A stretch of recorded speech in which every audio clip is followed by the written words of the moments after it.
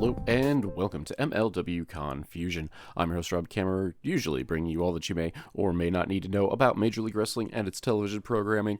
But you know, MLW really isn't a thing anymore. Okay, it is twice a month, blah blah blah, something fast food breakfast sandwich. So instead, this week we got the Indie Spotlight that's making its return like 2 weeks in a row. Once again, due to we'll call it scheduling mishaps, or I'm just a completely unpleasant person to be around, whichever way you want to take about that. It's probably for the best though, because not gonna lie, I'm under the weather again. Like, this is the second time in 2 months I got myself a cold. Maybe I should get that checked out. Luckily here I have the cat with me. She is tending to me, probably given me bird flu and diabetes. That's probably what happened. Anyway, but yeah. So, in all seriousness, though, I feel well enough to at least throw out a podcast. I always feel well enough to watch some wrestling. But sense of duty and whatnot. When you're only putting out like 4 episodes a month, like I feel bad if I'm not. If I miss a week here or there, especially if I feel well enough to do it. So I feel well enough to do it. We will see, how good my vocal quality is by the end of it. But yeah, that being said, Indie Spotlight's back. As there's a world of professional wrestling outside of the big 2, maybe big 3 if you want to throw TNA in there. But we're staying away from those because you can watch those easily. We are always bringing up the unsung heroes of professional wrestling, and that is the independents. Today we are focusing on Action Wrestling. They're based out of Georgia primarily. We are taking a look at their January event, We Back Up. That was January 24th of this past year. They have another event in like 2 weeks from this recording-ish, thereabouts. Which I didn't write that down, but I'm sure if I snitch tag them on social media, they'll, give it a cheap plug here and there. Or you could just follow them on social media as well. But yeah, this can be found on Internet Wrestling Television. So if you have an IWTV subscription, you can totally find it. If you don't have one, not everyone needs another streaming service, but if you are a fan of professional wrestling, I definitely think it's a worthwhile experience to get IWTV, especially if you are in the independents, because they have a ton of different independent wrestling companies. Some you may have heard of, a lot you probably haven't, and it's not just current stuff either, but like they have stuff for companies that have long gone out of existence or had their best days behind them, such as Wild Side out of Georgia, IWA Mid-South, etc. But anyway, as I said, we are covering Action Wrestling, so let's get down to it. This is We Back Up, January 24th, Fayetteville, Georgia. We are starting things out with a promo outside. It is Dylan Hales with the Action World Champion Tim Bosby. Hales basically puts himself over as having the eye for talent, picking up Bosby, and so no one's going to steal credit from Hales for Bosby's success, as only Hales has had Bosby's back, and from here on out they are laying down the gauntlet. Doesn't matter who, doesn't matter when, Bosby will beat them all, and tonight is going to be a statement win against Rob Killjoy. We get an introduction / title card rundown of the event tonight, and Dylan Hales and Bosby are out already. I probably would have put this promo. I mean, I understand why they did the actual in-ring promo when they did, but I probably would have stuck the pre-tape until later on, I guess, just because now it's back-to-back. But Dylan Hales, Tim Bosby are out. Hales has people kissing the Action Wrestling Championship before getting in the ring, and says that previous champ Bobby Franco was exposed as a fraud. Bosby is on his way to the top of independent wrestling. Blah blah blah. Rob Killjoy, tonight's challenger for the championship, comes out with a ref. He wants his match right now. Hale teases it, gets the crowd ready for it, and then denies the match because, well, let's face it, this is the main event, ladies and gentlemen. You can't have your main event come out first. Bosby goes for a cheap shot. Killjoy kicks Bosby out of the ring. So there's our hype for the main event this evening. However, we have our opening contest first. It is Grayson Pierce versus Sean Campbell. Really got a debut in the form of Campbell here. We're gonna start things out with some graps though. We are gonna go around. Campbell outworks Pierce though. Gets a face wash only for 2. We fight outside the ring. Pierce sat on a dude as Campbell chops away. Inside the ring, a stun gun gets Pierce the advantage. Campbell misses a spear in the corner, eats a back suplex, only gets a 2 count off of that. We get seesaw suplex attempts. Campbell is the one who succeeds in landing that suplex though. Standing shooting star only gets a 2 count as well. Campbell is back bodied into the turnbuckle, followed up by a split-legged moonsault by Pierce for only 2 as well. Pierce misses a big curb stomp, eats an old school Southern pile driver, giving Campbell the win in his debut. Yeah, this is a solid opener. Simply get the fans going, so no complaints on that front. They really, commentary really put over the story of these are just like 2 young guys, in the early stages of their career, and, are learning the ropes, so to speak, looking for opportunities and looking for those wins to, get them on the right track in terms of their career trajectory. So, but that being said, it's a solid match between the 2. No complaints on that front. Solid opening match. Our second match is what we'll find out to be is a mini hoss fight. Like, these are 2 thick dudes that aren't terribly tall. Think like your rhinos, except, shorter than Rhino. As Mortar battles the good hands Casey Owens, who's with Tyler Stevens, a.k.a. The Wall. Somehow, despite having a relatively similar, frames, Mortar outpowers Owens. At this point, we started, having some camera issues. Is the ringside camera, needs to zoom out a bit.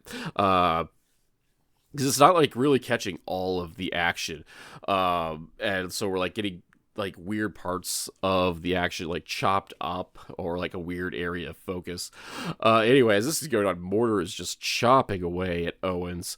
Stevens saves Owens from the fireman's carry, and this distraction allows Owens to dodge a hard shoulder charge into the corner. Owens starts working smart, working over a body part, choosing Mortar's arm. Owens sends Mortar into the turnbuckle, whirligig style. It was supposed to be a regular Irish whip, but Mortar hits the turnbuckle funny and just kind of half spins in the process, which I thought was an interesting way to take a turnbuckle bump, just because you don't see it terribly often. However, Mortar comes back with a leg whip enziguri. Spinning crossbody only gets a 2 count though. Stevens distracts and gets drop kicked for his efforts. Mortar misses a moonsault. Owens cannonballs himself. Only gets a 2 count off of that. Basically, when I say cannonballs himself, it's not like he does the rolling senton or anything like that. He just kind of launches himself into the air and kind of hits Mortar with Owens' back. So he just kind of was curled up in a ball and just crashed, and it was great. I love it. Sidebar on this actually, in one of the WWE 2K series, My Rise or whatever the storyline mode is, the Dark Horse is a guy called Dirk Cannonball, and he's a guy that's actually kind of built like Owens, and all of his finishers are basically him curling up into a ball and crashing into people, because I just thought it was hilarious to have a guy that's built like Marvel's Puck and just launching himself into people. But sidebar aside, Owens is a cannonball of a man. I'll put that out there. Mortar, however, powers out of a submission and uses Owens as a weapon to take out Stevens. We get a 2-for-1 on a plancha. Back inside the rings, Mortar seals the deal with a discus clothesline. Your winner, Mortar. This was a fun match. Talking about overcoming the odds against a good hand. Owens and Stevens are members of the Good Hand stable in Action and elsewhere. But yeah, this is a fun little match. It'll just like two little meaty dudes like just hurling themselves at each other for the most part, and which I thought was a lot of fun and just kind of like my level of entertainment with not quite, it's not quite big meaty men slapping meat, but it's two thick dudes launching themselves. So I'm down. I'm down for it. I think it's fun. Yeah. So we're gonna move. Then we're gonna go kind of like in the opposite direction of this, and we're going to move away from the thick boys into not so thick boys, a couple of skinny boys in the form of Anakin Murphy, who's making the rounds, kind of like all over the place, taking on Joey Hyder. Okay, Hyder's is not a tiny skinny boy. That is a lie. He's shorter, but like he's built. And he's an American hero with a mustache. And we need more mustaches like Hyder's in professional wrestling. In the ring, though, we're looking to start off this match. Anakin refuses Hyder's attempts at respect. Hyder slaps him, which I feel is, appropriate. Like, if he's earnestly trying to start the match off with some sportsmanship and just gets, like, flipped off in the process, like, that's how you deal with it. Is he being earnest, though? I mean, I don't know. He kind of comes off as a bad guy in this match, so he may not have been earnest about this. So, maybe I'm jumping the gun about it. Maybe I've just fallen under the spell of a thoroughly bitchin' mustache. The world may never know. However, Anakin, that is one thing I do know. Anakin hits a shotgun dropkick and then starts spider monkeying around, just kind of like launching himself and throwing strikes. Outside the ring, Hyder is thrown into a fan slipper, like she's full on Walmart fashion at this point. He has a whale slipper.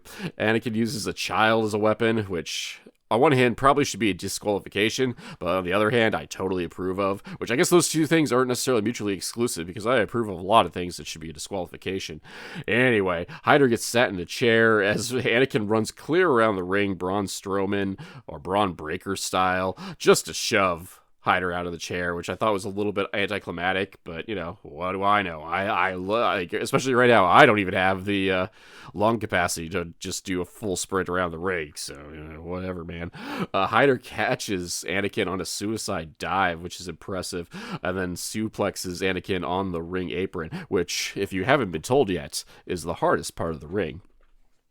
Hyder is absorbing Anakin's strikes until he gets kicked in the tum-tum. Like, basically, he was just like taking him all to the chest, like he was like he was a real man. He's just like, yeah, hit me again. And evidently, his stomach is not as solid as his pecs, which, I mean, that's a lot of us, really.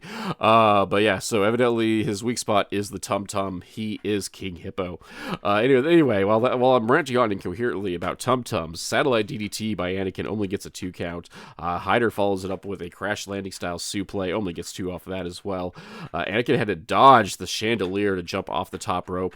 However, this is the kind of distraction that Hyder needed to hit a variation of the Chaos Theory German suplex to get the victory.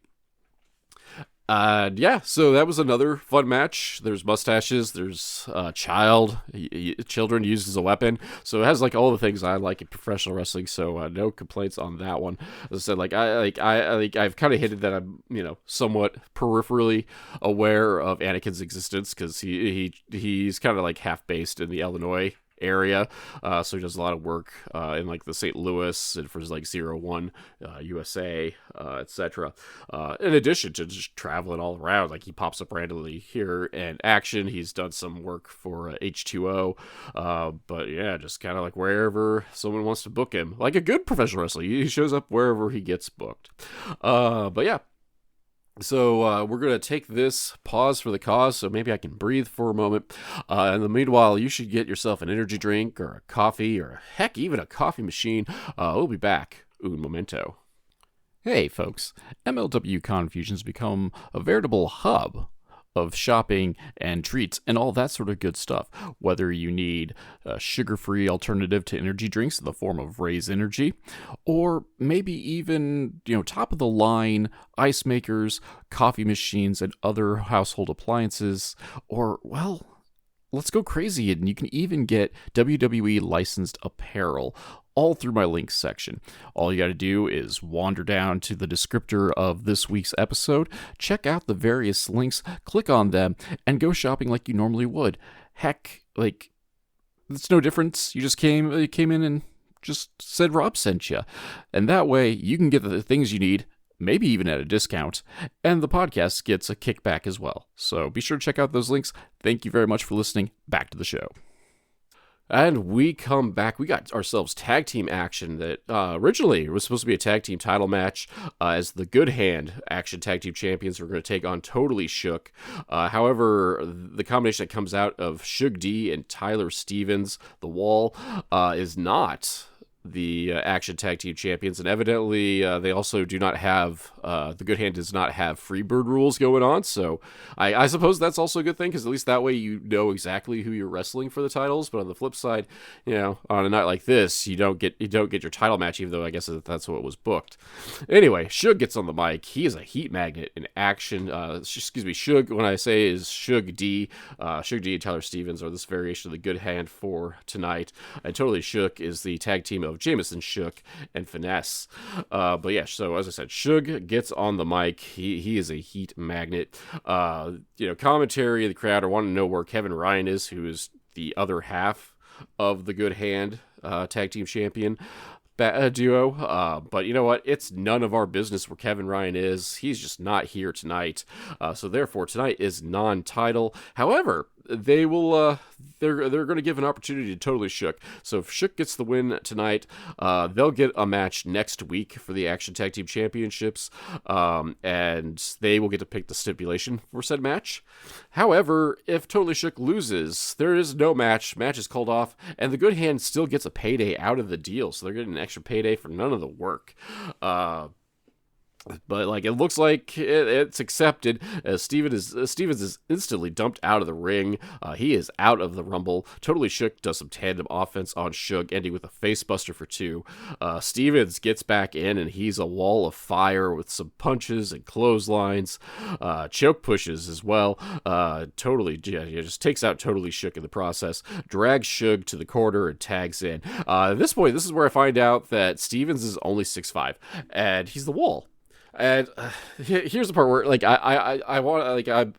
I'm showing my first world problems, my rose tinted wrestling glasses, but I feel like a Wall is more of just garden is more of a fence. No offense, 6'5", don't get me wrong, 6'5" is tall. 6'5" is a couple inches taller than me. And for some reason, I'm considered a relatively tall dude. But when I think of the Wall, or of a Wall, I'm thinking of a guy, it's 6'8", or more. And I guess in the realm of independent wrestling, 6'5" is freaking huge. I guess, so there's not a whole lot of guys that are standing over 6'5". It's just it just seems kind of weird to me. But yeah, if everybody's 5'10", that is quite a bit of difference between two sets of opponents, I guess. Anyway, tall person rant aside, the Good Hands are totally beating on Jameson Shook. They've isolated him. Get a back suplex bomb, followed up by a deadlift power bomb by Stevens. Only gets a 2 count off of that. Shook finally gets the hot tag to Finesse. Sunset bomb into the turnbuckles by Finesse. Falcon Arrow did the deal. No one ever gets up from the Falcon Arrow, except tonight, where Finesse couldn't get the deal done. Only a 2 count off that one. Stevens horse collars Finesse. So we get a double stomp, demolition, decapitation style. However, the pin is broken up by Shook, saving the match. And we get some crazy ass tandem DDT DVD by Totally Shook, and then Stevens takes Totally Shook out with the tag belts just when victory was at hand. And I just wanted to throw out how crazy this DDT DVD combo is. It was a middle rope DDT from the Death Valley driver position. So Suge was up on, I believe, if I remember correctly, Shook's shoulders, and Finesse then grabbed Suge's head, and then they tandem just dropped Suge down on his head, which was pretty nifty to see. I don't think I've quite seen anything quite like that in my years of watching independent wrestling. But yeah, like so, it looked like Totally Shook was going to get the win anyway. But Stevens took the low road, which I guess is hard for a guy that size, to take out the challengers with the tag team championship. However, of course, this means that Totally Shook get the DQ win and get to pick the stipulation for the tag team title match next week. In the process, Stevens actually accidentally takes out Suge with the tag belts as well, as Totally Shook clears out the ring. Jameson gets on the mic. He says the stipulation for next week's match is that only 2 members of the Good Hand will be in the ring, like be participants in the match, or even allowed at ringside. So I had to think about how I wanted to phrase that, because only 2 members can be ringside. Like, no, that just means that the 2 people's can hang out outside the ring. Like, no, nobody gets to come out with the Good Hand. The only members of the Good Hand that are allowed to come out of that locker room are the ones participating in the match as competitors. Also, we're not done with the mic talk yet, as Finesse gets on the mic and tells the Good Hand to knuckle up. So party on, party on. Our next match is 2 independent stalwarts. Adam Priest, who's been quietly making a name for himself down south, taking on Zaddy, Dillon McQueen. So this should be a fun little contrast to styles, because Adam Priest is cool, but he is very meat and potatoes compared to Dillon McQueen, who is all sorts of the what do we call it? You want to call it in this day and age? We still call it flamboyant. I mean, okay, because he is flamboyant, but he's also the gaytriarch. So, I mean, I don't know what else we are supposed to expect off of this. However, as the match begins, McQueen is teasing sportsmanship. It starts out with a bear hug. I thought that was hilarious. It literally just locks on a bear hug before setting Priest on the top rope. Like McQueen's some big dude. Priest temporarily out wrestles McQueen, but gets confused by McQueen's mind games. McQueen will come out of it and do some little striking a pose kind of thing, or do something. Again, we're going to call it flamboyant or whatever. Whereas Priest just wants to wrestle, folks, man. Camera almost misses a rope taunt by McQueen in the process. Basically, McQueen, catches the ropes and then just lays out like he's in an Ingo Morales or something of the like. Anyway, whatever, Priest finally decides he wants to have a personality and feints a dive before going off the top rope to the arena floor with a somersault senton. However, McQueen sends Priest into the ring post. Springboard knee to Priest's back only gets a 2 count, though. Priest rolls through a leg DDT for 2 as it takes over for the offense. However, Priest gets crotched on the top rope, followed by a gory neckbreaker. Only get a 2 count off of that one. Priest lands a diving splash, only 2 as well. McQueen distracts the ref to utilize the testicular claw, followed up by powerbomb. Not super effective, though. Only gets a 2 count off of that. In the meanwhile, as McQueen goes for his leg DDT finish, Priest counters out, hits a DDT of his own off of a little the counter and a McQueen kiss to pick up the victory. Your winner, Adam Priest. And this was a sprint of a match. This is crazy go nuts. There wasn't a whole lot of downtime outside of the taunts, and even the taunts were done extended periods. This wasn't Southern wrestling taunt or Memphis style taunting. Excuse me, I'll rephrase that because they're technically down south. But no, it was a fun match. Again, kind of we got the flamboyance of McQueen kind of doing his thing with the meat and potatoes of Priest, and just kind of in this situation just showed that you play around too much, eventually you're just going to get caught, and when it happens, you're going to lose, and you're going to get hit with a DDT or something of the like. But fun match, and thoroughly enjoyed that match. Next match, more gimmicks. No countouts. Moses versus Big Dave. We were going to start hot outside of the ring. We don't even make it all the way into the ring yet. We even fight outdoors as we're brawling around. This doesn't last long either. So we're really trying to hammer out there's no countouts here. They can just fight outside the ring all they want. But this isn't Falls Count Anywhere though, so they do have to make their way back to the ring eventually. Moses uses Big Dave's cowbell. The ref doesn't care. So I wanted to say how this match was no DQ, or was not no DQ, but if the ref's not going to call a DQ, I guess it's technically no DQ because ref bias. Anyway, Moses starts preaching to the crowd before using a fan-assisted chop. We finally make our way back into the ring, and Dave takes over. We got a big boot and a splash. Only gets one off of that. Back and forth clubbering until Moses spine busts Dave. Dave, however, like out of nowhere, hits a ripcord lariat, sealing the deal. And this was like even like I kind of called the last match a sprint, but like this was an even bigger one. There wasn't even like taunting downtime outside of like that preaching spot off the chop outside the ring. Like other than that, these two guys were just clubbering away at each other in one way, shape, or form, which is impressive to see two dudes that are thick and big like that do that. It is announced that next week Big Dave will take on Alex Kane, so the champ returning to action. But this big announcement is kind of interrupted by Tim Bosby and Dillon Hales with a backpack. They're not even waiting for like the announcement to properly end, and they just kind of like walk out without theme music or anything like that. But you know, they're wrestlers; they're paid to wrestle, not wait for their theme music. So I guess we're going to have our main event of the evening. Action World Heavyweight Championship is Tim Bosby with Dillon Hales in a backpack take on Rob Killjoy. Right out of the gates, two big drop kicks by Killjoy. However, a big shoulder tackle stops Killjoy in his tracks. Killjoy continues to try to fight before eating a huge German suplex. Then the power game of Bosby takes over. Bosby does miss a corner shoulder charge, and the crowd wills Killjoy back. Springboard Hurricane Rana only gets one off that. Killjoy hits a rebound German, followed by a seated dropkick. Only one off of that, too. And at this point, once again, like the camera like needs to zoom out. We are missing chunks of the action because they're like focused like on like the midsection to top of the head, just the midsection and top of the head of like various wrestlers, and so we can't see like if there's any like wide angle things that are going on, or just heck, even like anything below the waist. I guess this is Elvis in the 1950s, huh? Anyway, never mind that. Gonna maybe stop complaining about that for now.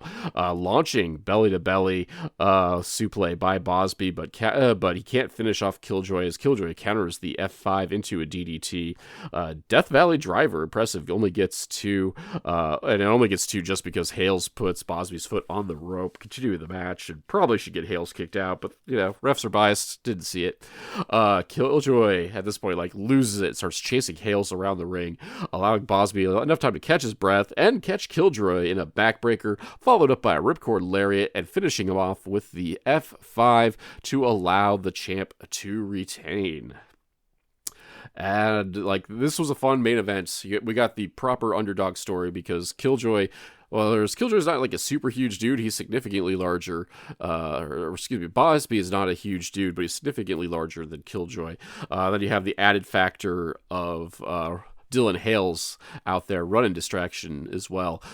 So Killjoy looked very strong going down in defeat. No shame in that loss. He tried his heart out and just couldn't overcome the odds tonight. But yeah, so that is our show. That is Action Wrestling. We back up. I've seen some work from Action before, so they're a pretty solid company. Run out of Georgia. Tonight, like if I have to make any sort of complaints, it's just that the ringside cam like needed to take some steps back or zoom out or something of the like, because there were a handful of times where he was missing stuff just because he was so like close or so zoomed in you couldn't like see the entirety of the action as it happens. But really, there wasn't a bad match on this card. It was a good, quick show. Like, not a whole lot of downtime, which is something I like, especially in my broadcasts. When I'm watching wrestling, I like a good flow to it. And there wasn't a whole lot of downtime wasted for... they edited it properly, so there wasn't a whole lot of downtime, which was great. So it was a relatively quick watch. It was like a couple hours, just under 2, I believe, if I remember correctly. But anyway, that is Action Wrestling. That is on IWTV. So if you have an IWTV subscription, be sure to check it out. If you don't have one, I'm not sponsored by them or anything of the like. But if you do enjoy independent wrestling, it's probably one of the best. Best streaming services to have if you like your wrestling under the radar. But yeah, so that being said, yeah, we're going to wind this thing down. Stay tuned to the socials. There's not going to be a whole lot of downtime in between, but we're going to have a special live edition of Confusion. We're going to try out a roundtable format this week and talk about the gimmicks of the new generation. Allegedly, the Wizard CZ of the Card Subject to Change podcast and Joe Monroe of the Joe Monroe Show are going to be stopping by. Maybe we can get some more surprises in there, but we're gonna try this out, see like, if nothing else, we're just some dudes talking wrestling, and if it doesn't pan out, then we just won't do it again.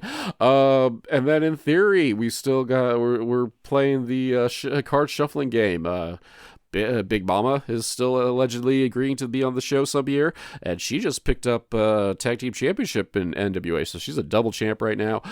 Still working out the details with John Wayne Murdoch to come along. Can talk, allowing me to nerd out a bit for some deathmatch wrestling. But in the meanwhile, of course, be sure to check out the socials and the best ways to support this here podcast. In the meanwhile, though, I'll catch you all next week.